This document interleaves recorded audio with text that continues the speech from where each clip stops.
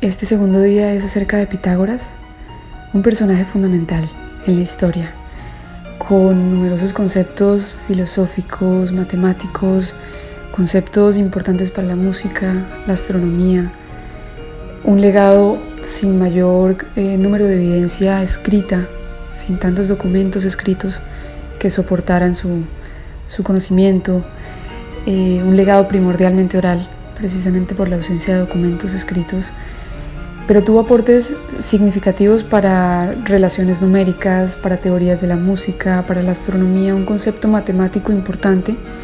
como la parte central para entender el universo y las cosas que nos rodean. Pitágoras nace en Samos, por ello lo llaman Pitágoras de Samos. Nace en Samos, en la antigua Grecia,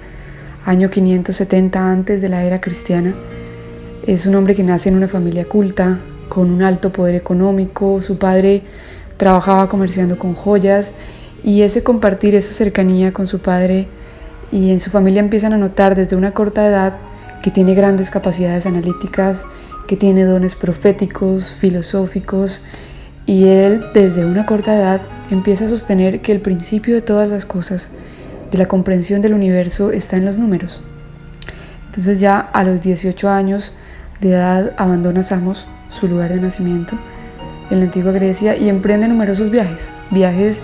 por Arabia, por India, Babilonia, Egipto,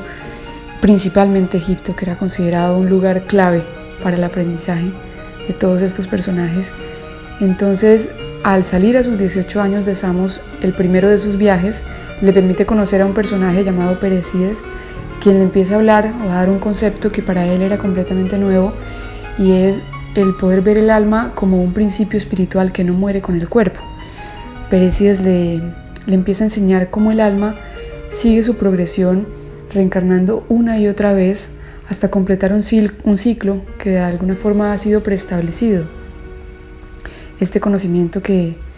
Pitágoras encuentra en Perecídes le permite fundamentar algunos de sus conceptos religiosos, en particular el concepto que él tiene acerca de la reencarnación, que posteriormente se convierte en algo clave también de su doctrina pitagórica. Y para esto Perecídes fue un personaje de gran importancia en la parte inicial de sus viajes. Después de ello, después de su encuentro con Perecídes, Pitágoras continúa su viaje hasta llegar a Mileto, que es donde busca a uno de sus maestros más relevantes, que es Tales de Mileto, uno de los grandes sabios de Grecia, un legislador, matemático, filósofo, quien despierta en gran medida en Pitágoras un gran interés por la matemática y por la astronomía. Después de ese encuentro, Pitágoras empieza a asistir a la escuela de Tales de Mileto, empieza a entender la importancia del agua para la vida. Esto era fundamental para Tales, le daba una relevancia grandísima al agua, y empieza a entender que el agua es un principio esencial, y se convierte no solo en el alumno de Tales, sino además en uno de sus mejores amigos. De hecho, posterior a la muerte de Tales de Mileto, Anaximandro pasa a ser como el maestro sucesor para Pitágoras, y empieza a impartir en Pitágoras conocimientos sobre el origen de la existencia del universo. Y asimismo, tanto Anaximandro como Tales de Mileto le aconsejaban continuamente a Pitágoras, o le decían que era una necesidad el viajar hasta Egipto para continuar su aprendizaje. Egipto, como mencioné, se consideraba un lugar clave para la búsqueda de conocimiento. Entonces Pitágoras continúa su recorrido, llega a Israel y a Judá, separados políticamente en ese entonces, y todo el tiempo muy distante de la sociedad, muy distante de las personas. Aprovecha sus viajes para meditar,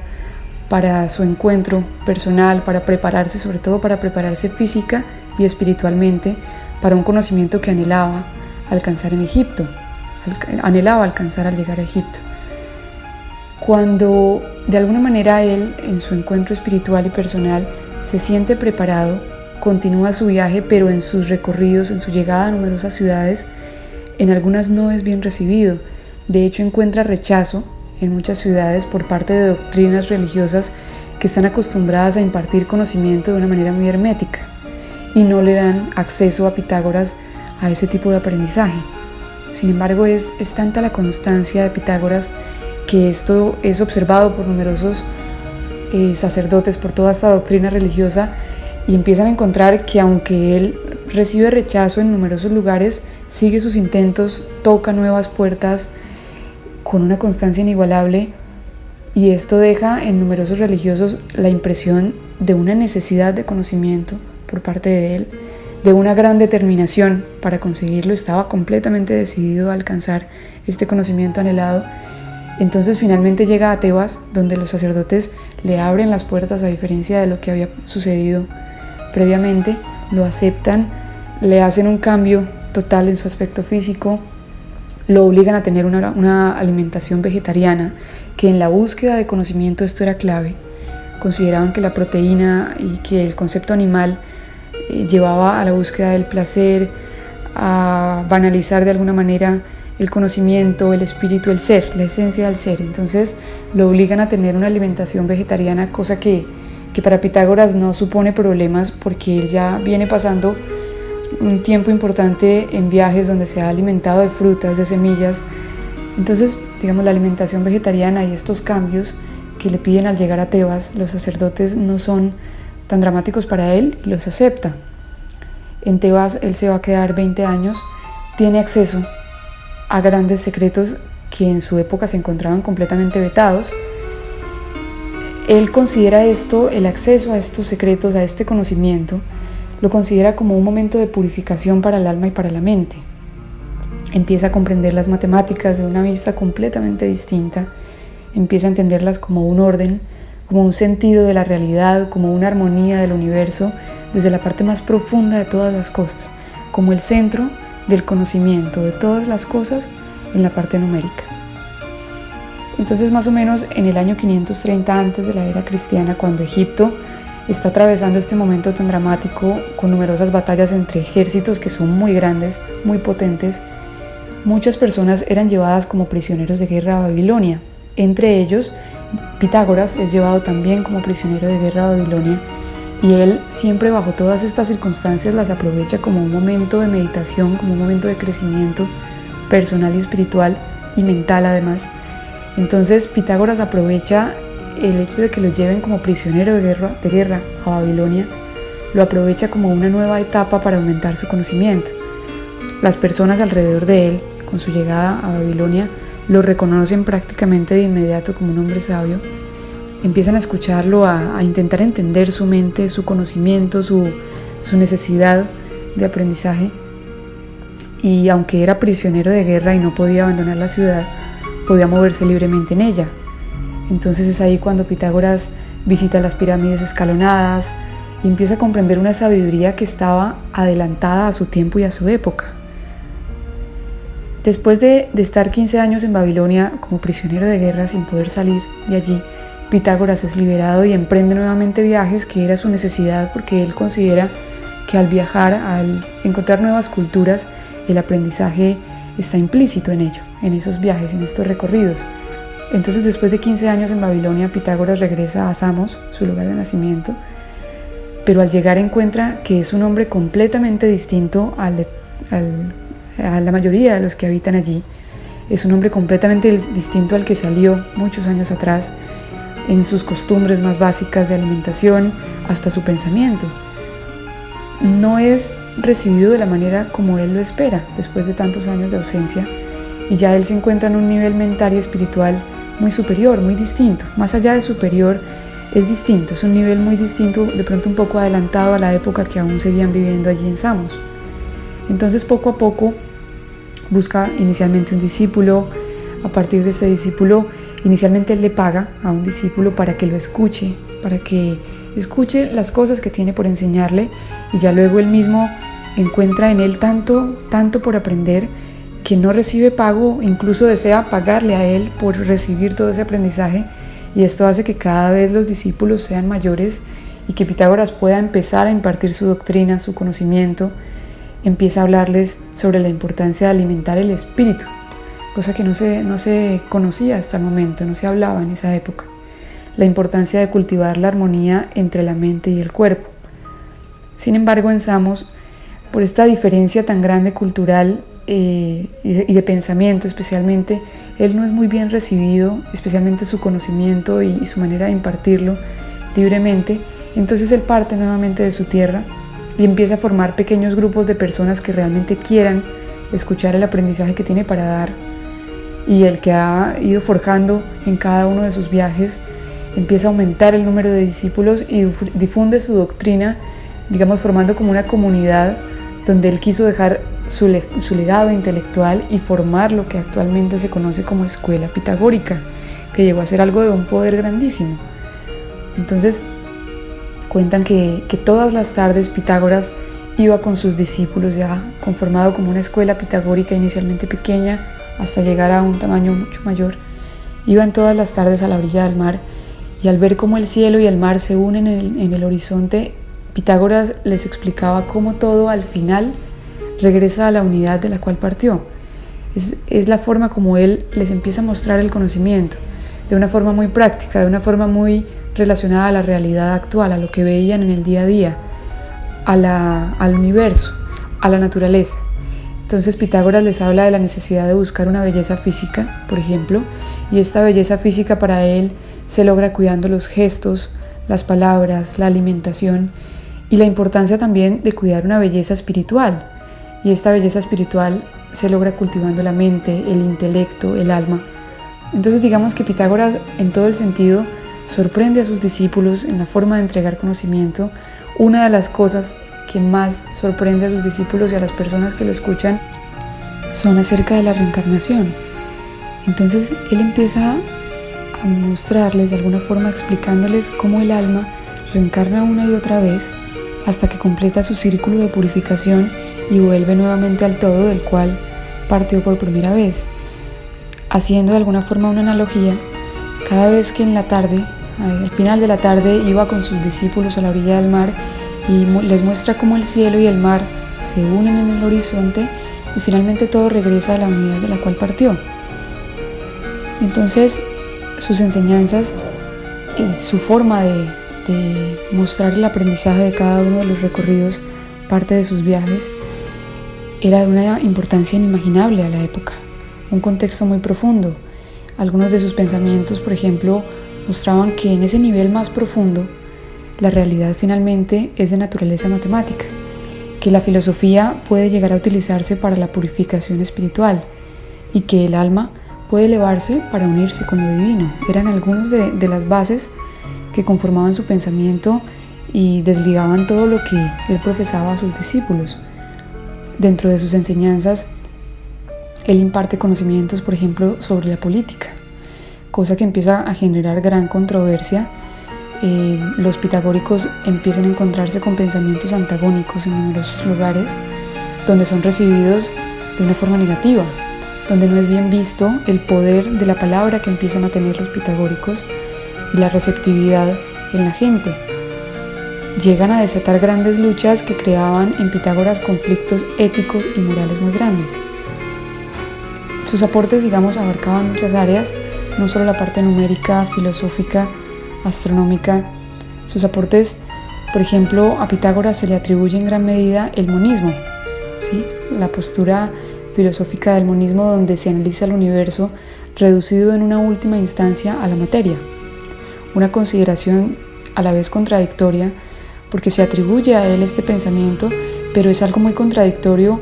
al pensamiento dualista que finalmente él profesaba de alguna forma, donde la materia no es una realidad única y existe en conjunto con la mente como una realidad que es en esencia y naturaleza distinta del cerebro.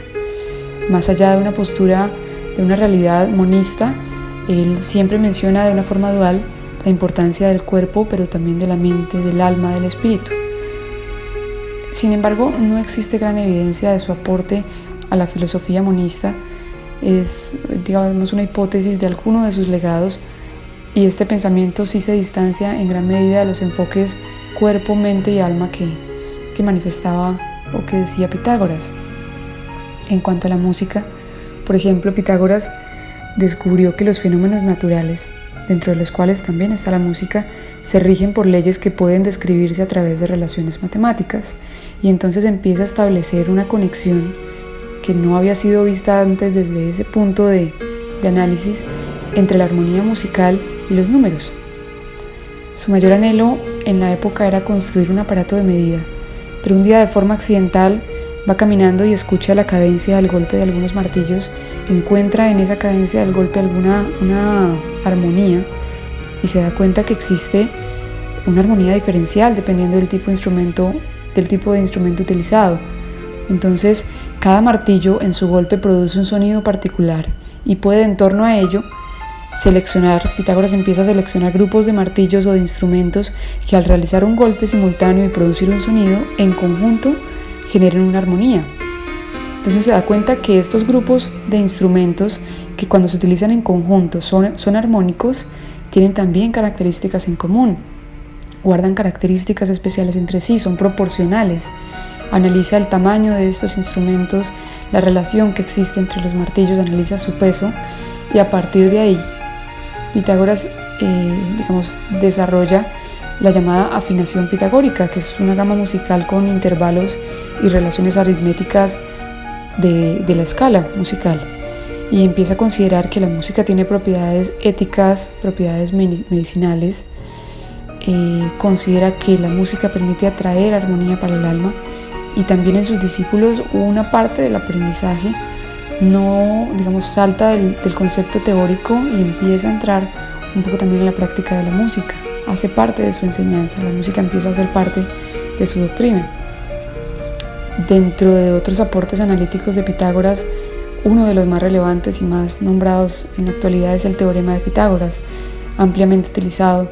hasta la fecha. Los conceptos que fundamentan este teorema habían sido mencionados previamente por matemáticos en India, en Babilonia, pero digamos que es la comunidad pitagórica aquella que finalmente formaliza este teorema, lo realiza de forma práctica y le muestra aplicaciones alternas, versátiles, una aplicación por ejemplo inversa de este teorema. Entonces en él se menciona que en todo triángulo rectángulo, que el triángulo rectángulo es aquel en el que uno de sus tres ángulos mide 90 grados, tiene un ángulo recto, y en todo triángulo rectángulo él menciona que el cuadrado de la hipotenusa es igual a la suma de los cuadrados de los catetos, algo que aparentemente suena de alta complejidad, pero que tiene grandes aplicaciones en todo sentido, incluso en la biomecánica ortodóntica, donde las fuerzas aplicadas tienen efectos en los tres planos del espacio y podemos calcular la fuerza resultante a partir de este teorema y a partir de derivados matemáticos del mismo, porque finalmente estas fuerzas visualmente se pueden analizar como triángulos y con ello van a tener una aplicación muy grande a nivel geométrico en todo lo que abarca el teorema de Pitágoras, y este es tan solo uno de los tantos usos o aplicaciones científicas que tiene en la actualidad un teorema que nos deja Pitágoras desde una etapa antes de la era cristiana. Entonces los fundamentos pitagóricos son claves en el análisis y la comprensión actual que tenemos del universo. Y finalmente, dentro de los recorridos que él realiza, dentro de sus viajes, el de mayor impacto o el más dramático es la llegada de Pitágoras con la hermandad pitagórica, la comunidad pitagórica a Crotona. Entonces llegan ellos y van a tener una receptividad increíble, así como aumenta su auge positivo, de alguna forma para llamarlo, también va a aumentar el número de sus enemigos. Entonces el poder político que empieza a tener esta comunidad es muy grande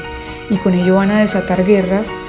de una manera lejana a su intención principal, pero en torno a ello se desatan guerras y eso va a crear un declive gradual de esta hermandad pitagórica. Pitágoras se hace a un lado en la búsqueda nuevamente de meditar, de autoconocerse y de entender que este no es el contexto bajo el cual él proyectaba su doctrina, este no es el contexto bajo el cual él idealizaba la búsqueda de conocimiento y la manera de ampliar el conocimiento haciéndolo llegar a un gran número de personas. No es esta, no es mediante las guerras. Le crea un conflicto ético y moral muy grande que hace que él se haga a un lado y finalmente sus seguidores, sus discípulos no logran sostener esta hermandad por mucho tiempo y llega a la culminación o a la etapa final, la escuela pitagórica. Sin embargo, esto deja un legado histórico de gran impacto, con gran reconocimiento en la actualidad para nuestra comprensión de todas las cosas que nos rodean, del universo y de nosotros mismos, que hacemos parte de él.